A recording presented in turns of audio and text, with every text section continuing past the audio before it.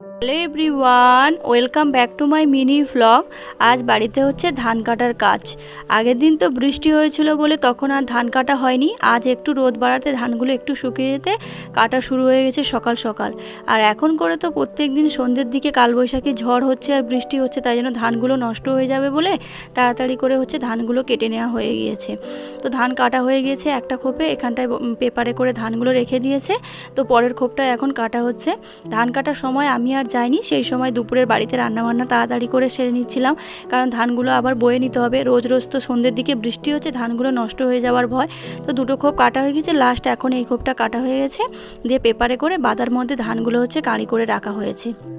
তো আমি কোনো দিনের জন্য এইসব ধানের কাজ বা বাতায় আসিনি, আজকের হচ্ছে প্রথমবার এসেছি। এখানে হচ্ছে মামনি ধান বস্তায় বয়ে রেখেছিল, বাবা আর ও দুজনে মিলে বয়ে বয়ে ছাদে আর বাইরে কাঁড়ি করছিল।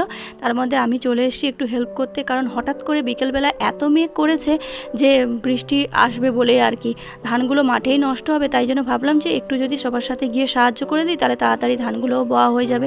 এখন দেখতে পাচ্ছ মেঘটা পরিষ্কার, হঠাৎ করে আবার অন্ধকার মতন হয়ে আসছে। তোমাদের দাদাভাই ও ধানগুলো বয়ে বয়ে নিয়ে যাচ্ছে।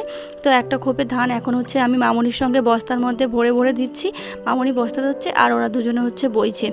আর ওরা বলছিল যে পরের দিনে হচ্ছে ধানগুলো বইবে, বাদায় থাক। আমি বললাম যে এত কষ্ট করে এমনিতে ধানগুলো কাটা হয়েছে, সব সময় বৃষ্টি হচ্ছে, আবার বৃষ্টি হলেই পুরো নষ্ট হয়ে যাবে।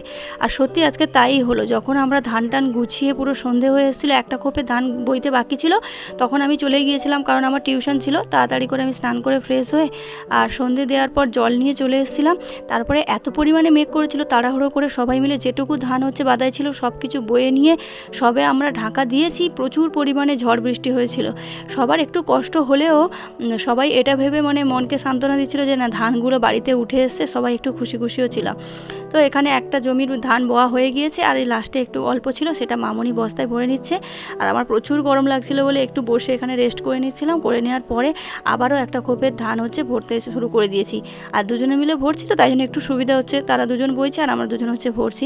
তো এখানে প্রায় এই দুটো খোপের ধান ভরা হচ্ছে, মানে বোয়া শেষ হয়ে এসছে। আর আজকের মতন ভিডিওটা হচ্ছে এখানেই শেষ করে দেবো। দেখা হচ্ছে নতুন কোনো ভিডিওতে, ততক্ষণ সবাই ভালো থাকো। Thanks for watching.